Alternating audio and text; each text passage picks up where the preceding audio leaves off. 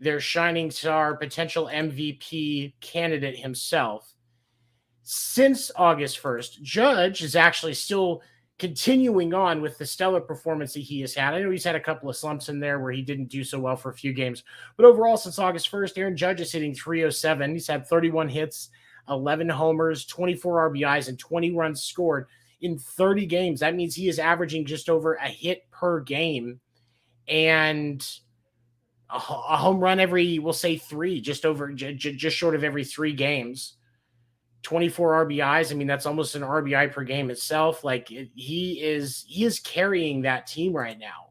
And when you look at the lineup that the Yankees have, it shouldn't be like that. We shouldn't see a lot of these things that we're seeing out of the Yankees production, especially when we take a look at their roster and we talk about guys that are supposed to be actual stellar performers. Anthony Rizzo has been out because of injury.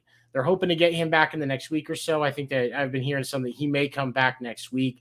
But Anthony Rizzo is a core piece to that, is a core bat to that lineup and a core piece of production for them because we all have to admit it. Anthony Rizzo is a stellar player. I was really disappointed last year when I found out that he was on the market and Boston didn't grab him at the deadline. The Yankees did.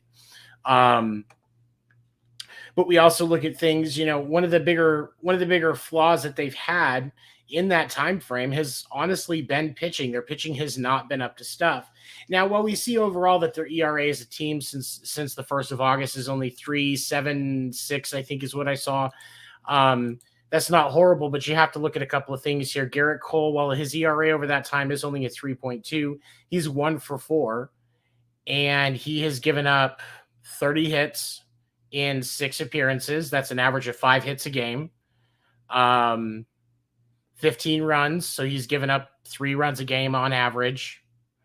5 home runs in that time, so about every, almost 1 every game. Averaging a couple of walks a game. 42 strikeouts over that time. It's an average of 6 to 7, 7 Ks a game, which that's not anything to shake a stick at. But when you look at the actual, he's either getting them out or he's giving up points.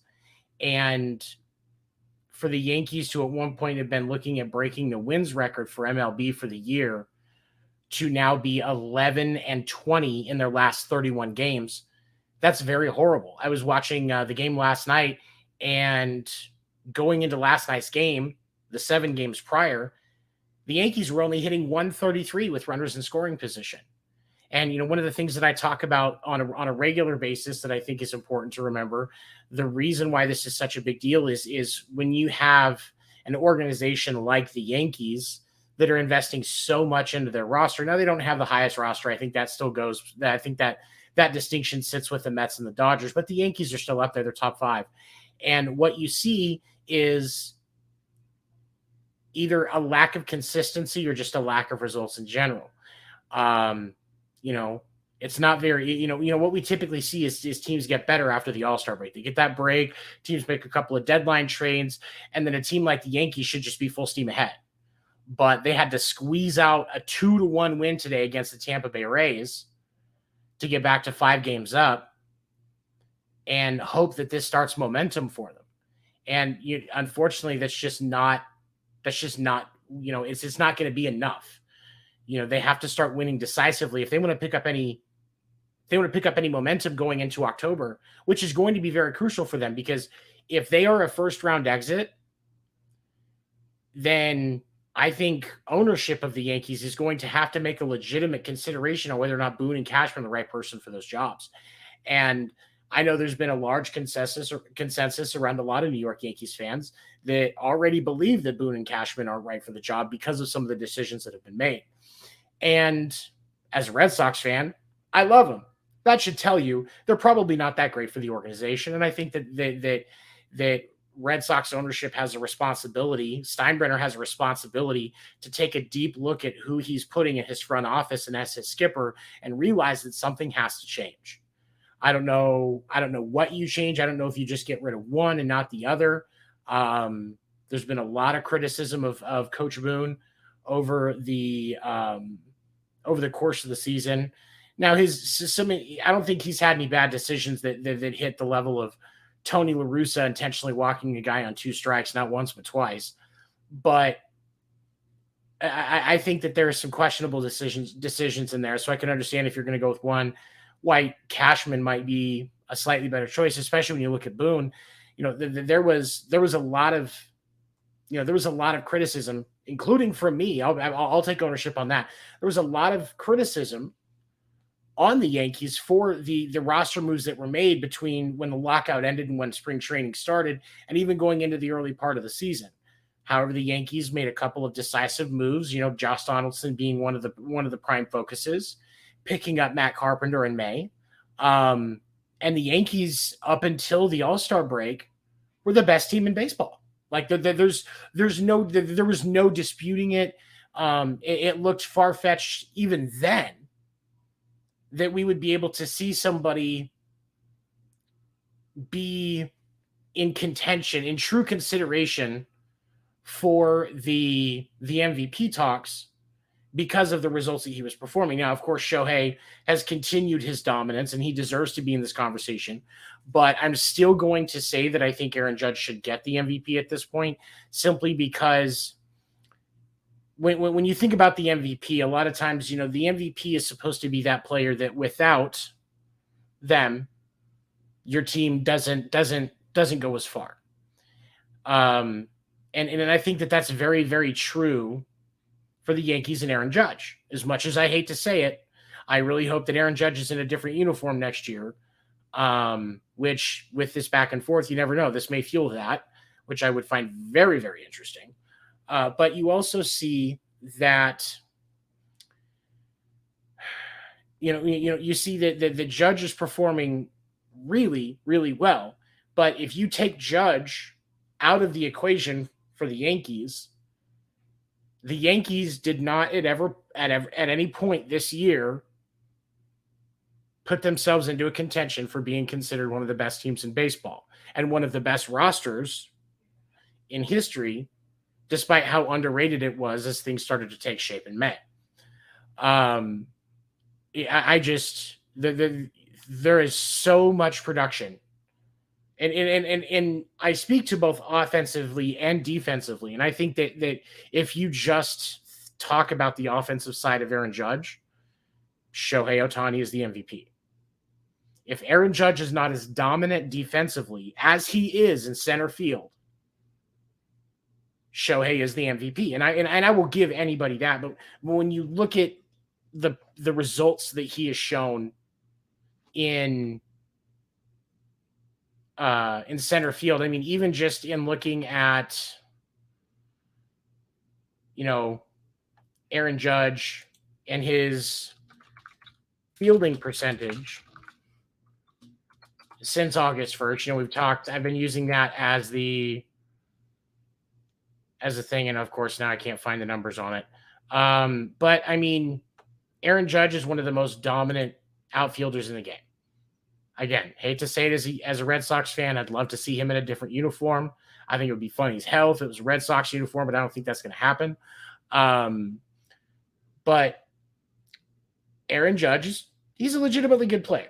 We can give him that. And again, you don't see the production out of the Yankees that you would see or that you've gotten with Aaron Judge. Whereas the Angels have two generational talents in Mike Trout and Shohei Ohtani. And they cannot develop any consistency as a team. And while Shohei and Mike Trout individually have some stellar results, and even equating for the slump that Mike Trout went through that was almost record-breakingly bad. Mike Trout, over the course of this season, still has great numbers. Shohei Ohtani, for the second time in a row, has done something that no other MLB player has done, and that's 30 home runs and 10 wins as a starting pitcher. Babe Ruth never even did that. That's pretty stellar performance, if you ask me. But Aaron, it doesn't. Their results are not shocking. Are not keeping life in the offense and or defense of the Los Angeles Angels. And I think it's one of the reasons why Shohei will leave the Angels when he gets the opportunity. whether it's in the next couple of seasons, if we're off of a trade, or they keep trying to sign him. He's like, I'm not signing. They won't trade him, and he just walks, which is I think would happen if they don't trade him. I still believe we're going to see Shohei traded in the offseason, but we'll see what happens. And I also throw up this criticism of the Yankees, knowing full well that my Red Sox, when you look at standings right now, my Red Sox have a 1.8% chance of making the playoffs. 13 and a half games back in the division.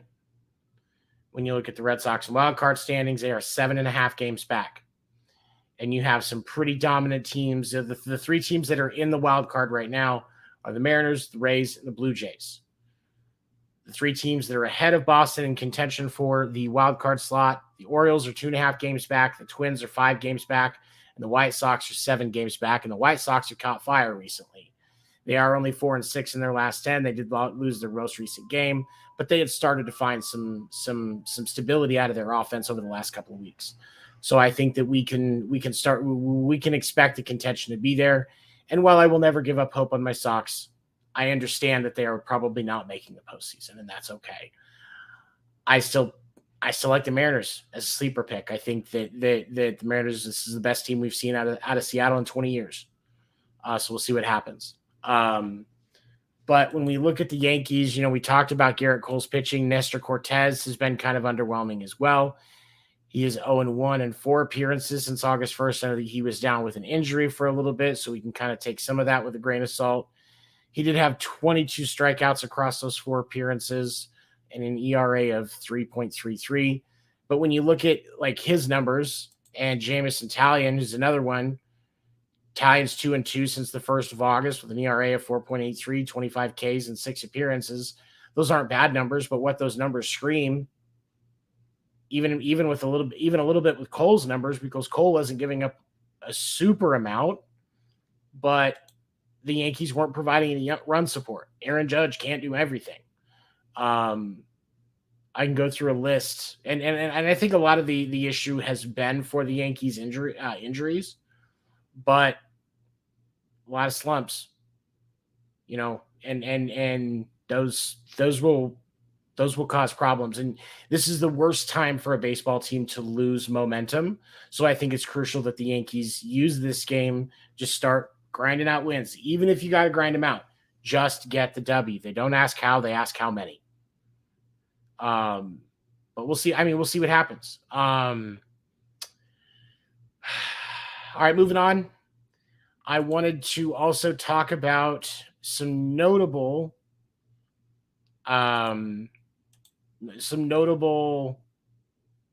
changes and activities, rosters over the last week or so.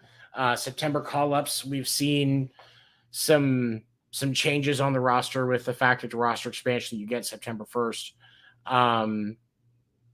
Notably, I'll start with the Sox first just because I can.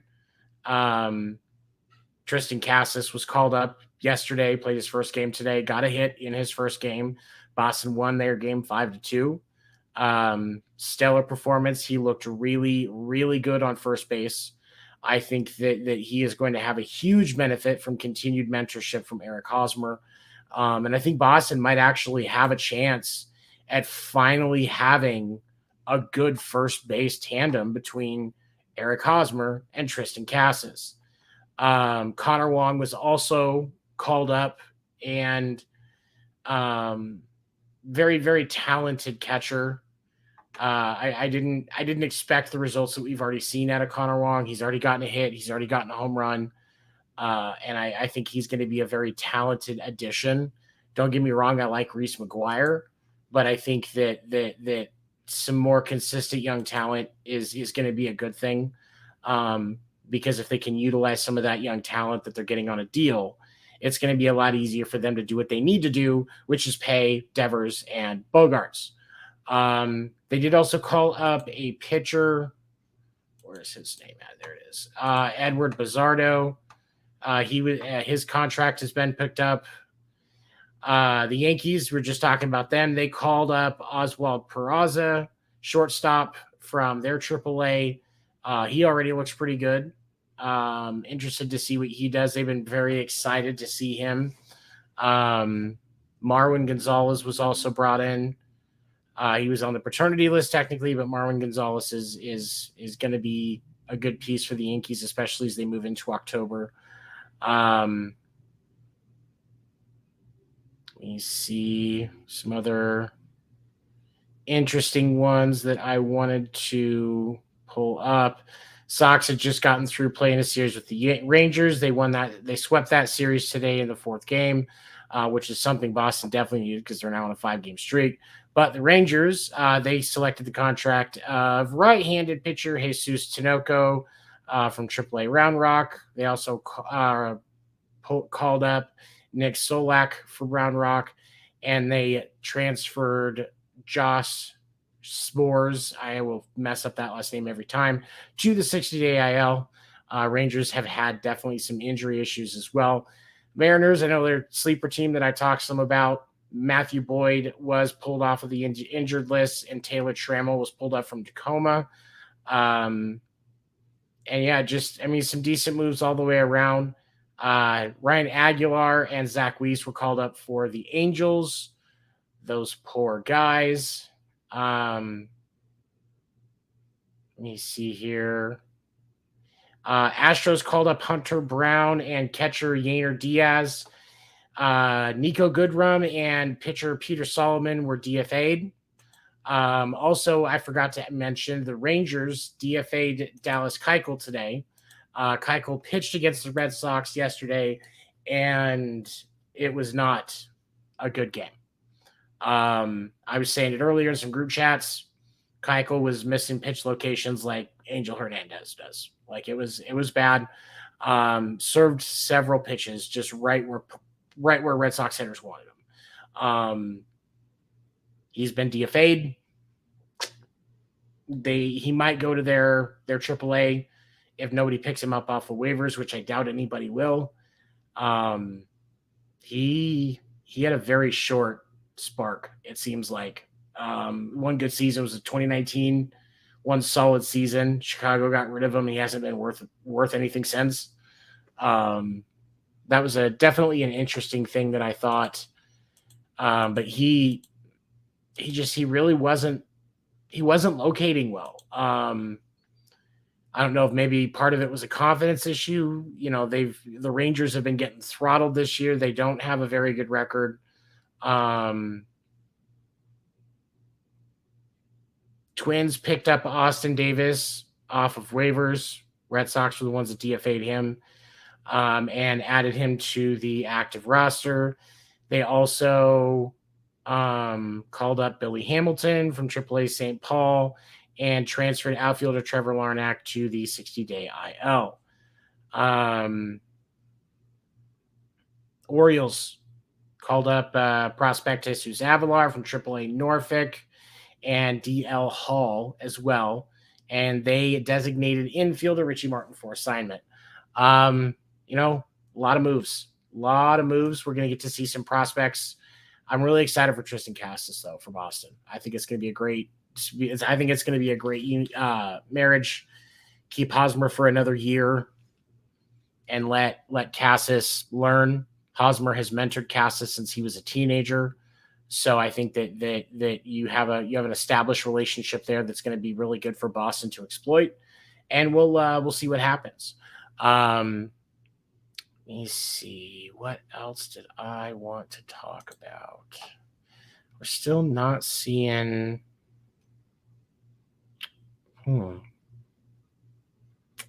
Still not seeing Stefan,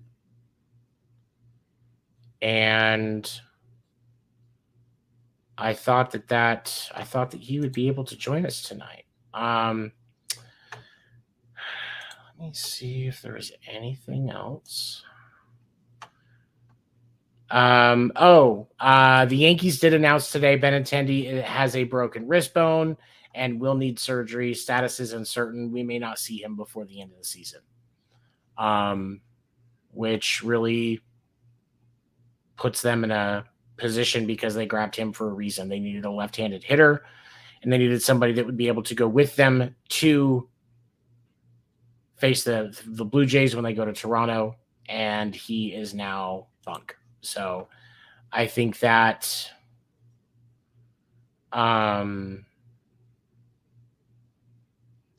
that's going to have some that's going to be rough on the Yankees. I think they may have to figure out another way to replace that bat. And let's see here. Albert Pujols also hit his 695th home run today.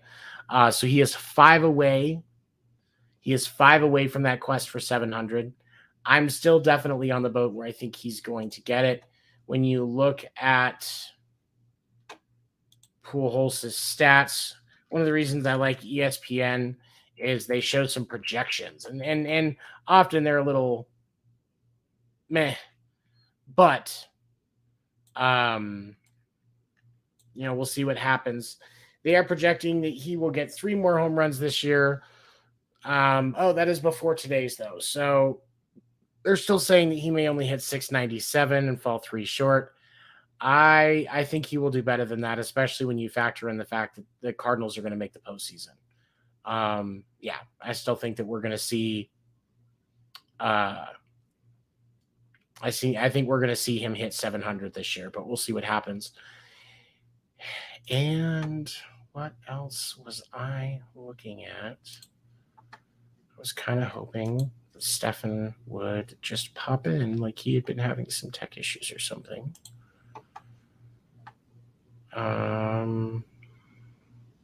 Miggy Cabrera is on the 10-day IL for you Twins or for you Tigers fans. And I will go ahead and wrap up with this. So the Arizona Diamondbacks pitcher Zach Gallen ties Major League record with 6 consecutive scoreless start. Gallen tied the Major League record with a 6 consecutive scoreless start tonight, leading the D-backs to a 5-1 victory over the Brewers. Gallen is actually 11-2 on the year, and throwing very, very well. He has been a bright spot for the D-backs. Definitely worth a YouTube rabbit hole search for highlights. Kid's got a hell of an arm. I'm going to make a sleeper prediction here on the D-backs. I think that next year they could be a wild card team depending on some of their offseason moves. If they want to be, the potential is there. They did pick up Torey Lovello's contract for next year. And, maybe they do have a plan. They're just doing everything they can to build out of the draft and not spend any money on free agents that statistically are proven to make a difference. Even the Royals in 2015, when they needed to get over that hump, they went and grabbed Johnny Cueto. You've got to have sometimes that veteran presence with a little bit of experience to get you over the hump. And the D-backs have a very young roster. So I think if they're going to actually try to make a run, they need to be in the hunt for a couple of veterans in the offseason that can make a difference for them to be a competitive team. I'd love to see some competitive baseball in Arizona again. I think it would be great. Ken Kendricks has not been investing in that team, and the baseball scene in Arizona has faltered because of it. We're in the Southwest. We're in a desert. We can basically play baseball year round. I don't know why we have this problem, but the D-backs don't want to produce. The Coyotes, it's ice hockey. It's in a cold room. You still can't get Arizona sports fans into it because the Coyotes won't produce. That's why they're not going to do better in Tempe. But we'll see what happens. Maybe I'm wrong. I don't know. But since my co-hosts have both been unable to make it, and I've already shared my thoughts, we will go ahead and call this a short episode this evening. You can catch me tomorrow night on the Sports Report through Pinfall Streams. That starts at 10 p.m. Eastern. We'll dive more into baseball at that point as we talk about the week in sports, as well as what the other sports that we cover, including the NFL and the NBA. You can also catch me Thursday nights with my buddy Dan and Dick Warner on Sports Report After Dark, diving into the human side of sports. Also, as a quick reminder, if you go onto Spotify and search 30 Reasons to Live, that is the 3rd season of my podcast, First Generation Dad. Mental health, talking about, working past suicidal thoughts and trying to, work yourself into a more mental state, and your reasons for being here, and some good music to go along the way. At least I think so. So definitely take some time to check that out. I will post the 30 reasons to live link in the chat for everybody to see it, because I would appreciate your support. And you can also reach out to me about that podcast via the First Generation Dad Facebook page. And I want to thank you all for checking us out. Again, don't forget to support our sponsor, Gunslinger Soap. GunslingerSoap.com. You get a 15% discount on your first order when you sign up, and always free shipping over $30. So definitely check them out. Their website, GunslingerSoap.com. The link for the Spotify playlist is in the chat, so definitely check that out. You should be able to copy and paste that if the link isn't allowing you to click it. But we appreciate you, and I will see you tomorrow. Have a great night.